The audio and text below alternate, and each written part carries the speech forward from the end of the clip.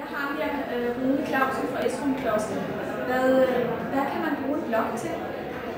En blog er jo en slags hjemmeside, som udvider funktionaliteten i forhold til en almindelig hjemmeside. Altså, det der er en af de væsentligste ting, det er, at den lukker brugerne ind.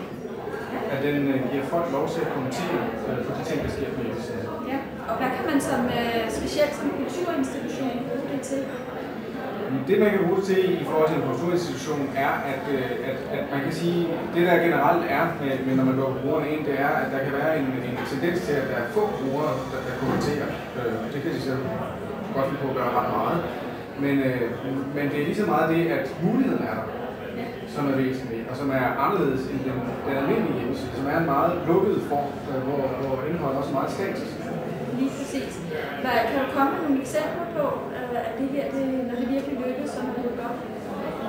Altså, jeg kommer på nogle eksempler, hvor det virker især internt professionelt i museumsbranchen, som jeg kender i mit tilfælde. Og der driver vi for eksempel en blog, som virker rigtig godt, og som er en rigtig god måde at have en faglig udveksling på, som ikke kræver, at man skal koordinere møder og den slags.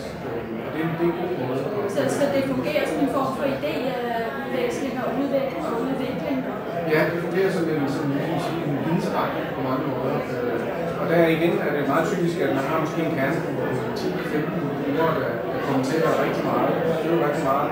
Og så er der en meget stor mængde af folk, som bare læser, men som følger med i det, og som føler, at det er en del af det her mere dynamiske vidensudveksling og vidensudvikling, som det jo også meget hurtigt bliver, når man kommenterer på hinanden på den måde. Fordi folk er også mere tilbøjelige så at servere nogle lidt mere work in progress ting, som ikke er helt færdige, ikke helt poleret, og ikke er den her færdige monografi over et eller andet emne, men er sådan en idé.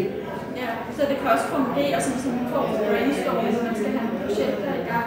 Ja, det kan være en rigtig god måde at gøre det på. Altså, der findes faktisk rigtig mange kreative måder at bruge blogs på, også som man kan bruge som projektfaciliterende ting, at man installerer en blog, hvis du har udstilling, du skal lave, eller et andet projekt kørende, hvor man så har alle de forskellige deltagere i det her projekt inde over, og man i princippet bruger det som en slags åben projektblog, hvor man melder ind med idéer og udviklingsplaner osv.